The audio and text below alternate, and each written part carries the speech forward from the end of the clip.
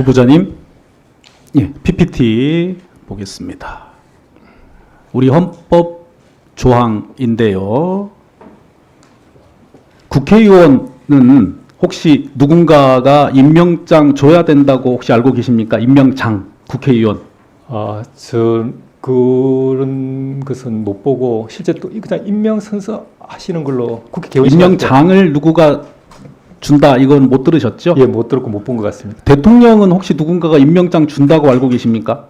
그것도 듣지 못했고 보지 못한 것 같습니다. 근데 우리 헌법에는 헌법재판관은 대통령이 임명한다 이런 표현이 있습니다. 즉 앞에 있는 국회의원과 대통령은 선출 권력이잖아요. 국민이 직접 선출한. 네. 그래서 임명장이 필요 없습니다. 근데 헌법재판관, 대법관은 선출 권력이 아니죠. 네, 그렇습니다. 그래서 간접적으로 선출 권력이 관여를 해서 선출을 하면 형식적인 임명장은 누군가가 이름을 쓰고 도장을 찍어서 수여해야 되기 때문에 형식적으로 임명장을 주는 절차에 불과하다. 저는 이렇게 생각합니다.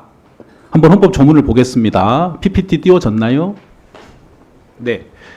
41조 한번 보시죠. 국회는 국민의 선거에 의하여 선출된, 이렇게 되어 있습니다. 표현이. 선출된.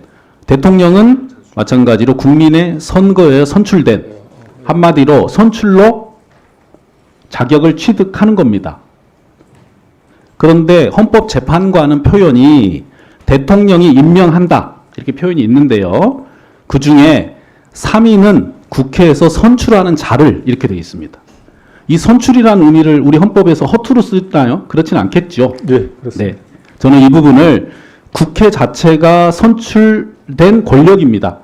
그래서 이 선출된 권력이 국회에서 본회의에서 의결을 통해서 후보자를 선출하면 사실상 이미 자격을 취득하였는데 형식적으로 임명장은 누군가 수여해야 되니까 근데 그거를 대통령이 수여해라 이렇게 표현했다고 생각합니다. 그렇다면 대통령이든 권한대행이든 국회에서 선출하는 헌법재판관에게 임명장을 수여하지 않는 것은 오히려 헌법 위반이고 헌법기관을 구성하는 본인의 책무를 이행하지 않는 것이다. 이렇게 평가합니다. 혹시 제 의견에 대해서 후보자님 하실 말씀 있으면 좀 부탁드립니다. 네, 위원님 말씀은 그 헌법 조항이나 아니면 법리적으로 충분히 수긍 가는 말씀을 했고 저도 깊이 새겨들 부분이 있고 많은 좋은 말씀을 들은 것 같습니다. 예, 우리 대법관 후보자께서 오늘 명쾌한 말씀 많이 해주시지만 우리 한덕수 권한대행도 이 내용을 보고 있을 거라고 기대합니다. 다음 PPT 보겠습니다. 지금 이제 탄핵 재판, 헌법재판도 진행 중이지 않습니까? 재판을 지연하고자 하는 당사자 그동안 많이 보셨지요? 재판 도중에 그런 느낌을 받은 경우는 있습니다. 그 재판 지연을 하겠다는 당사자는 재판장이 적절하게 권한을 행사해서 신속하게 재판을 진행하도록 지휘해야 되는 거 맞지요? 예, 옳으신 말씀입니다. 네, 민사소송법을 한번 보겠습니다. 다음 PPT 보지요. 민사소송법에는 이런 규정들이 있습니다. 재판장의 지휘권, 그리고 성명 준비 명령, 적시 제출 주의, 제출 기간의 제한, 실기한 공격 방어 방법의 각하 관하여 후보자님께서 간단히 설명을 좀 해주시겠어요? 이런 조항의 내용, 그다음 취지가 무엇인지. 아마 말씀하시는 취지에 비춰봐서는 이 재판의 전체적인 진행은 법원, 특히 재판장의 책임하에 신속하게 진행돼야 되고 그를 위한 절차로서 뭐 사전적으로 성명 준비 명령을 하거나 그에 따라서 재판을 받는 피고인이든 당사자든 그의 성실히 응해서 그러한 내용들을 가지고 신속하게 재판을 진행하라. 그런 법의 규정이고 명령인 것 같습니다. 적시 제출주의는 무슨 뜻입니까?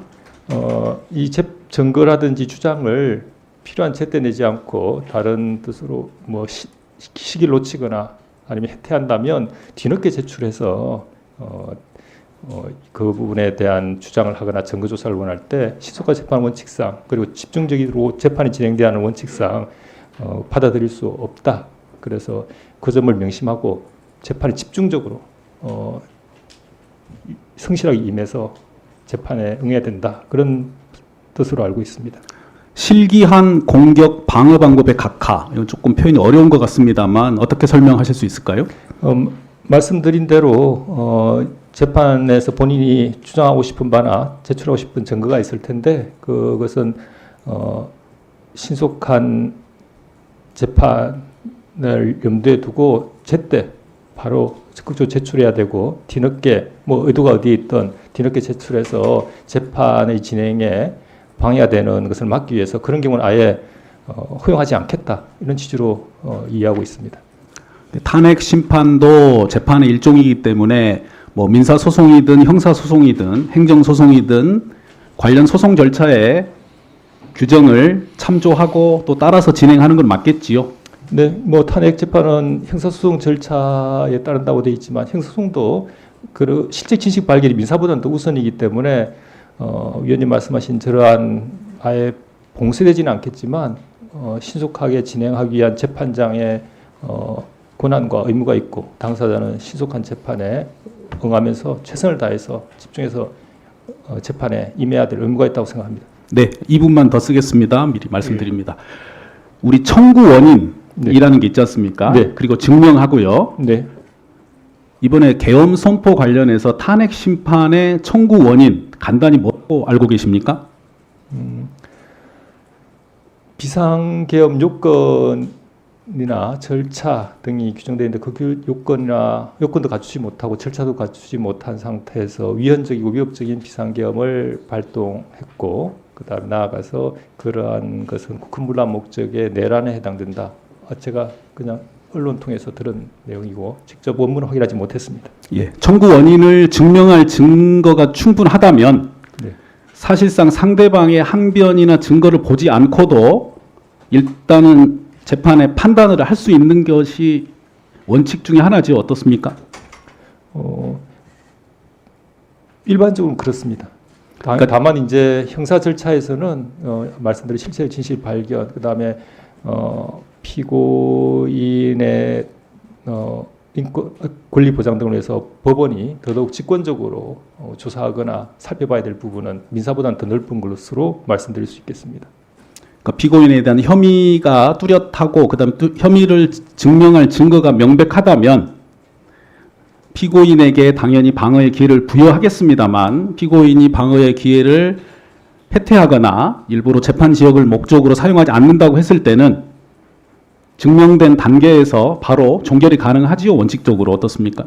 네, 조금 더 조심스럽게 직권을 더 살펴봐야 되겠지만 그 기본적인 방향은 위원님 말씀에 공감합니다. 네, 국회에서 의결하는 탄핵 소추안이나 국회에서 제출하는 증거 서류들이 뚜렷하고 명백하다는 말씀을 드리고요. 나중에 기회가 되시면 탄핵 소추안도 한번 읽어보시길 원합니다. 국회 홈페이지에 공개되어 있습니다. 그렇게 하겠습니다. 감사합니다.